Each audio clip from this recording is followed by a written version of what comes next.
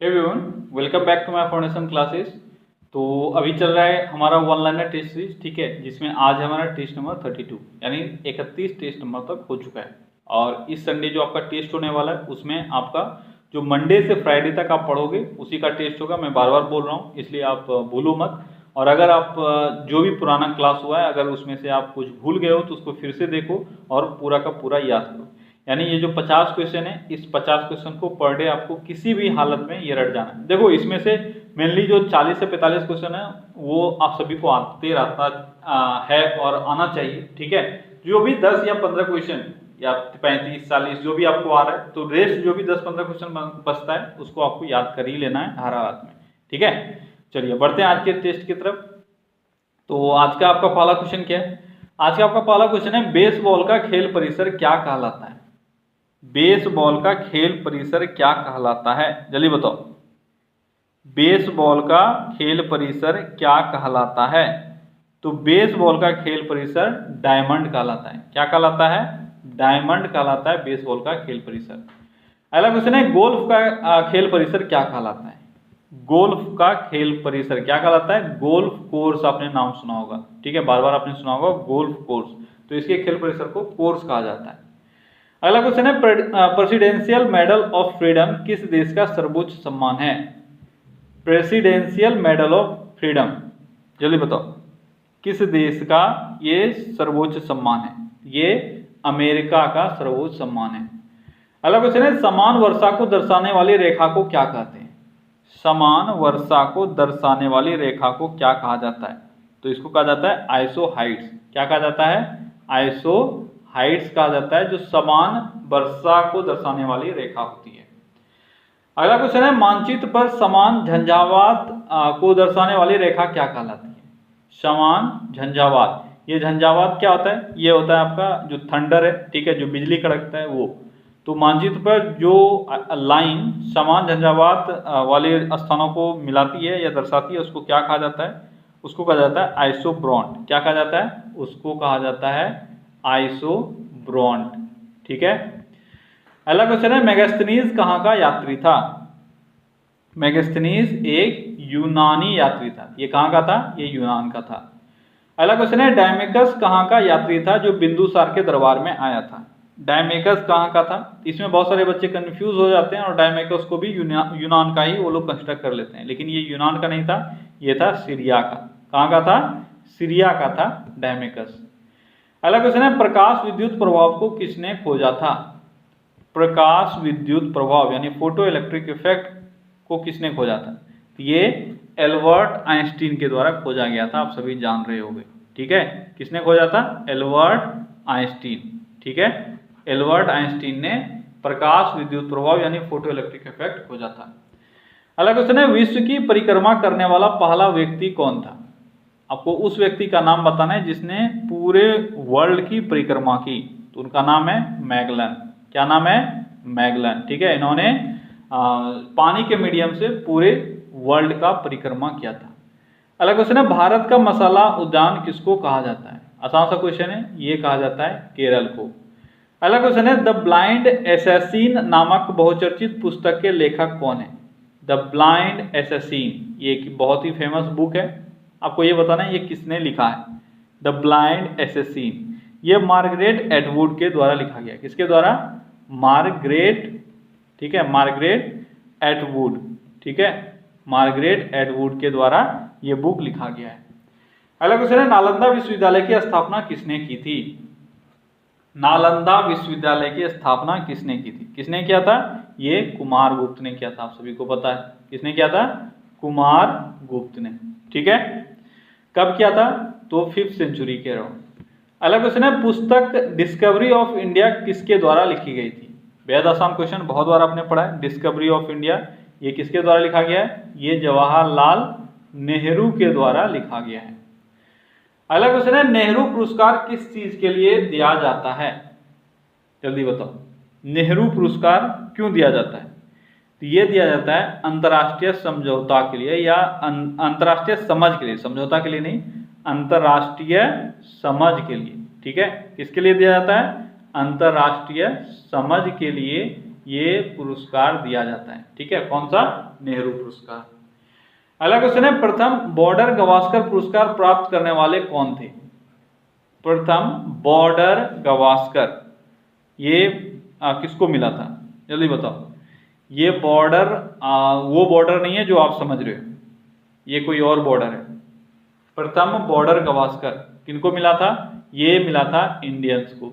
ठीक है, अब ये जो बॉर्डर गवास्कर है, ठीक है, ये एक टेस्ट सीरीज है, क्रिकेट टेस्ट सीरीज है जो इंडिया और ऑस्ट्रेलिया के बीच में खेला जाता है। ठीक है, और इसका जो प्रथम विनर था वो इंडिया रहा, और इसका जो पहला मैच हुआ था वो 1966-67 में हुआ था। ठीक है, अगला क्वेश्चन है, भारत के मुसलमानों के लिए पृथक राज्य पाकिस्तान की मांग सर्वप्रथम किसने की थी? पाकिस्तान की मांग सर्वप्रथम किसने की थी, ये आपको बताना है। किसने किया था? मोहम्मद अली जिन्ना ने। ठीक है, अली जिन्ना ने सबसे पहले पाकिस्तान की मांग की थी। और कब किया था? अगर ये आपसे पूछा जाता तो ये 1940 में इन्होंने मांग किया था। अगला क्वेश्चन है, भारत स्काउट्स एंड गाइड्स की स्थापना कब की गई थी?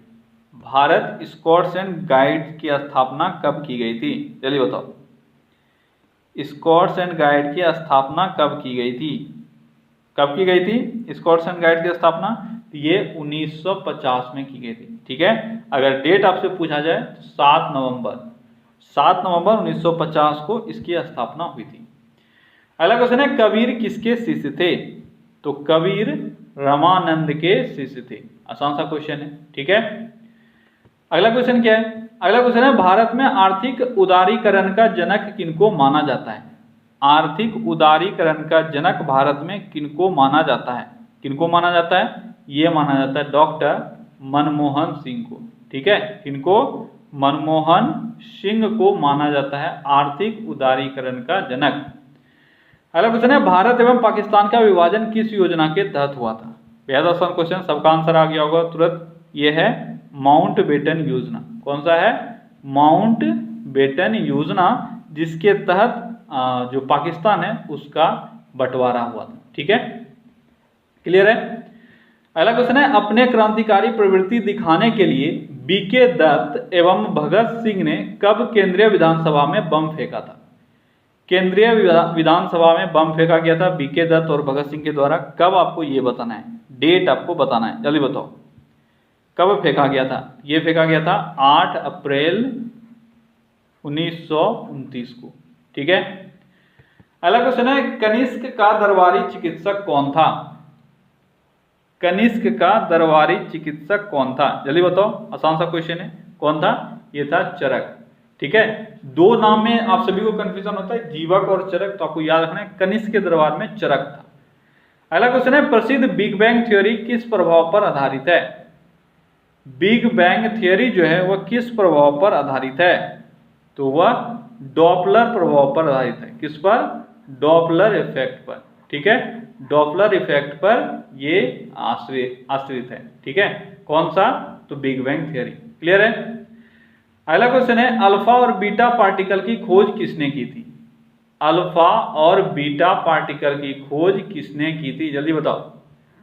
अल्फा और बीटा पार्टिकल की खोज किसने की थी? किसने किया था अल्फा और बीटा पार्टिकल का खोज? तो ये किया गया था रदरफोर्ड के द्वारा। ठीक है, रदरफोर्ड ने इसकी खोज की थी। अगला क्वेश्चन है, पैराडाइज लॉस्ट के लेखक कौन है? लास्ट नहीं है, ये पैराडाइज लॉस्ट है। पैराडाइज लॉस्ट के लेखक कौन है? बहुत ही फेमस बुक है पैराडाइज लॉस्ट। आपको ये बताना है इसके लेखक कौन है। जल्दी बताओ, पैराडाइज लॉस्ट के लेखक कौन है? इसके लेखक है मिल्टन, जॉन मिल्टन। ठीक है, तो मिल्टन हुए इसके लेखक। अगला क्वेश्चन है, इनमें से किस में आपको पंचतंत्र की चित्रकला मिलेगी? अच्छा क्वेश्चन है, जल्दी बताओ। दो ऑप्शन आपको दिया हुआ है, अजंता और एलोरा। इसमें से आपको बताना है कहाँ आपको पंचतंत्र से रिलेटेड चित्रकला देखने को मिलेगा। कहाँ मिलेगा आपको? अजंता में या एलोरा में? तो आपका अजंता में ये चीज देखने को मिलेगा। ठीक है, अगला क्वेश्चन है, आगा खां कब किस खेल से संबंधित है? आगा खां कब किस खेल से संबंधित है?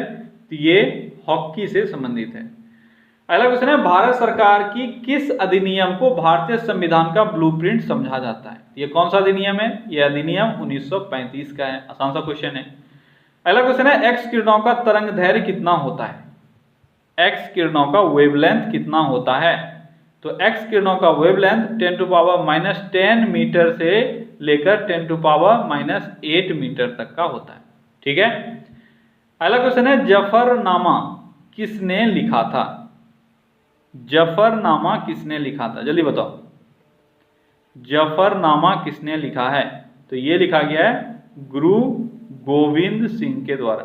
ठीक है, जफरनामा किसने लिखा है? गुरु गोविंद सिंह ने।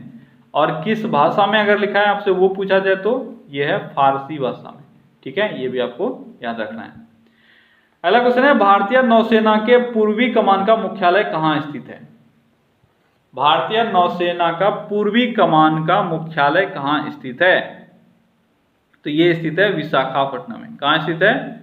विशाखापट्टनम में। ठीक है, विशाखापट्टनम में स्थित है पूर्वी कमान का मुख्यालय। अगला क्वेश्चन है शब्द तृतीय विश्व यानी थर्ड वर्ल्ड का प्रयोग किन देशों के लिए प्रयुक्त होता है? थर्ड वर्ल्ड जो शब्द है यह किसके लिए आता है? यह आता है आपका अर्ध विकसित और विकासशील देशों के लिए। किसके लिए? अर्ध विकसित, ठीक है, अर्ध विकसित और विकासशील देशों के लिए। किसके लिए? विकासशील देशों के लिए। ठीक है, सॉरी, विकासशील देशों के लिए। क्लियर है? अगला क्वेश्चन है पेपर मिल का संबंध किस एक बहुत चर्चित जगह से है? पेपर मिल का संबंध, आपको 4 ऑप्शन दिए हुए रहेंगे, उसमें से एक जगह चुनना है जिसका संबंध पेपर मिल से है। तो पेपर मिल का संबंध आप सभी जान रहे हो। अगर इसमें थोड़ा सा आपको कंफ्यूजन हो रहा है तो मैं आंसर जल्दी से बता देता हूँ, इसमें ज़्यादा टाइम नहीं लेता हूँ। ठीक है, नेपा नगर आप नाम जान रहे हो। ठीक है, नेपा नगर ये अखबारी कागज से संबंधित है और बहुत ही फेमस है। ठीक है। अगला क्वेश्चन है शेयर कीमतों में क्या है? अपराइटिंग। ये अपराइटिंग नहीं है, ये अपराइजिंग है। ठीक है, क्या है? अपराइजिंग। ये इंग्लिश वर्ड है। अपराइजिंग का मतलब क्या हो गया? ऊपर उठना। ठीक है, तो शेयर कीमतों में अपराइजिंग ट्रेंड को क्या कहा जाता है? शेयर कीमतों में जब उछाल आती है तो उसको हम लोग क्या कहते हैं? उसको हम लोग बुल कहते हैं, यानी बुलिश मार्केट हो गया। ठीक है, और या बुलियन मार्केट हो गया। तो अगर इसमें डाउन आएगा, डाउनफॉल आएगा, अपराइजिंग जैसे है, जैसे कीमतों में अगर गिरावट आ जाए तो इसको हम लोग क्या बोलते हैं? इसको हम लोग बियरिश मार्केट या बियर मार्केट बोलते हैं। ठीक है, बुल हो गया ऊपर उठने वाला, बियर हो गया नीचे गिरने वाला। अगला क्वेश्चन है बीजापुर के संस्थापक कौन थे? बीजापुर के संस्थापक कौन हुए? तो बीजापुर के संस्थापक थे यूसुफ आदिल शाह। कौन थे? यूसुफ आदिल शाह। ठीक है, यूसुफ आदिल शाह थे बीजापुर के संस्थापक। अगला क्वेश्चन है गुलमर्ग पर्वतीय नगर किस राज्य में स्थित है? जल्दी बताओ, गुलमर्ग कहाँ स्थित है? तो गुलमर्ग जम्मू एंड कश्मीर में स्थित है। और अब तो ये राज्य नहीं रहा, अब ये बन गया है केंद्र शासित प्रदेश। ठीक है। अगला क्वेश्चन है डलहौजी हिल स्टेशन किस राज्य में स्थित है? डलहौजी हिल स्टेशन किस राज्य में स्थित है? जल्दी बताओ, डलहौजी हिल स्टेशन किस राज्य में स्थित है? तो डलहौजी हिल स्टेशन जो है यह हिमाचल प्रदेश में स्थित है। कहाँ है? हिमाचल प्रदेश में स्थित। अगला क्वेश्चन है जोधपुर नगर के संस्थापक कौन है? जोधपुर नगर के संस्थापक कौन है? तो जोधपुर नगर के संस्थापक है रॉ जोधा जी। कौन है? रॉ जोधा जी जोधपुर नगर के संस्थापक हैं। अगला क्वेश्चन है रोहिल्ला राष्ट्रीय उद्यान कहाँ स्थित है? रोहिल्ला या रोहिला, इसको रोहिला भी लिखा जाता है। ठीक है, तो रोहिला राष्ट्रीय उद्यान कहाँ है ये आपको बताना है। रोहिला राष्ट्रीय उद्यान ये हिमाचल प्रदेश में स्थित है। अगला क्वेश्चन है शिवाजी के पिताजी का नाम क्या था? शिवाजी के पिताजी का नाम क्या था? क्या था? ये था शाहजी भोसले। क्या नाम था इनका? इनका नाम था शाहजी भोसले। ठीक है, क्या नाम था इनका? शाहजी भोसले। ठीक है। अगला क्वेश्चन क्या है? अगला क्वेश्चन है ग्रेट बैरियर रीफ किस महासागर में स्थित है? ग्रेट बैरियर रीफ किस महासागर में स्थित है? जल्दी बताओ, किस महासागर में स्थित है? यह प्रशांत महासागर में स्थित है। कहाँ स्थित है? प्रशांत महासागर में। ठीक है। अगला क्वेश्चन है किस कैलेंडर को अब वैश्विक स्तर पर अपनाया गया है? यानी एक कैलेंडर जिसको पूरे वर्ल्ड में अपनाया गया है वो कौन सा कैलेंडर है? आप सभी जान रहे हो ये कौन सा कैलेंडर है। इंग्लिश वाला कैलेंडर जिसको हम लोग बोलते हैं वो कौन सा कैलेंडर है? वो है आपका ग्रीगोरियन कैलेंडर। कौन सा है? ग्रेगोरियन। ठीक है, ग्रेगोरियन कैलेंडर। कौन सा है? Gregorian calendar. ठीक है। अगला क्वेश्चन है, पाकिस्तान के अधिकार वाले कश्मीर शहर की राजधानी कहाँ है? जो पाकिस्तान अधिकृत कश्मीर है उसका राजधानी आपको बताना है कहाँ है। जल्दी बताओ, कहाँ है उसका राजधानी? उसका राजधानी है मुजफ्फराबाद। कहाँ है उसका राजधानी? उसका राजधानी है मुजफ्फराबाद। ठीक है। अगला क्वेश्चन है, अंतर्राष्ट्रीय हॉकी मैच की अवधि कितनी होती है? बेहद आसान क्वेश्चन, आप सभी जान रहे हो, मूवी तो आप सभी ने देखा होगा। 70 मिनट। कितना होता है? 70 मिनट। अगला क्वेश्चन है, गोल्फ खेल के लिए खेल परिसर को क्या कहते हैं? गोल्फ, अभी शायद मैंने बताया इसको, गोल्फ के लिए क्या कहा जाता है? इसको कहा जाता है कोर्स। ठीक है। अगला क्वेश्चन है, सत्यार्थ प्रकाश पुस्तक के लेखक कौन है? सत्यार्थ प्रकाश पुस्तक के लेखक कौन है? जल्दी बताओ, सत्यार्थ प्रकाश पुस्तक के लेखक कौन है? कौन है? जल्दी बताओ। सत्यार्थ प्रकाश के लेखक आप सभी जान रहे हो, इसके लेखक हैं दयानंद सरस्वती। कौन है? दयानंद सरस्वती। ठीक है, दयानंद सरस्वती। क्लियर है। अगला क्वेश्चन है, उत्तरी अफ्रीका के वृक्ष रहित मैदान को क्या कहा जाता है? तो उत्तरी अफ्रीका के वृक्ष रहित मैदान को सवाना कहा जाता है। क्या कहा जाता है? सवाना। अगला क्वेश्चन है, भारत के राष्ट्रीय ध्वज का डिजाइन किसने तैयार किया था? भारत के राष्ट्रीय ध्वज का डिजाइन किसके द्वारा तैयार किया गया था? किसके द्वारा? पिंगली वेंकैया के द्वारा। किसके द्वारा? पिंगली वेंकैया के द्वारा ये डिजाइन तैयार किया गया था। ठीक है, पिंगली वेंकैया ने इसका डिजाइन तैयार किया था। अगला क्वेश्चन है, बद्रीनाथ का पवित्र मंदिर किस राज्य में स्थित है? बेहद आसान क्वेश्चन, ये उत्तराखंड में स्थित है। कहाँ स्थित है? उत्तराखंड में। ठीक है, बद्रीनाथ और केदारनाथ दोनों बहुत ही फेमस है। ठीक है, ये उत्तराखंड में स्थित है। अगला क्वेश्चन है, नील आर्मस्ट्रांग के साथ चंद्रमा पर उतरने वाला अंतरिक्ष यात्री कौन था? नील आर्मस्ट्रांग के साथ कौन उतरा था? और कभी आपसे यह भी पूछा जाता है, दूसरा व्यक्ति कौन था जिसने चंद्रमा पे कदम रखा? ये कौन था? ये था एडविन एल्ड्रिन। क्या नाम था इनका? Edwin Aldrin. ठीक है, एडविन एल्ड्रिन। तो एल्ड्रिन आप याद रखो, एल्ड्रिन वो शख्स थे जो चंद्रमा पर नील आर्मस्ट्रांग के साथ उतरे थे, या वो दूसरे व्यक्ति थे जिन्होंने चंद्रमा पे कदम रखा था। ठीक है, तो क्या गाइस, ये था आज का 50 क्वेश्चन। आई होप कि कुछ सीखा होगा आपने और आपका बहुत कुछ रिवाइज हो गया होगा। ठीक है, आप लोग मन लगा के पढ़ते रहो और संडे के टेस्ट में आप सभी को 50 आउट ऑफ 50 लाना है, इससे कम आप लोगों को नहीं लाना। ठीक है, इसलिए मन लगा कर पढ़ो और सारा क्वेश्चन को याद कर लो। क्लियर है? चलिए कल फिर से मिलते हैं अगले सेट में। Till then take care, bye bye.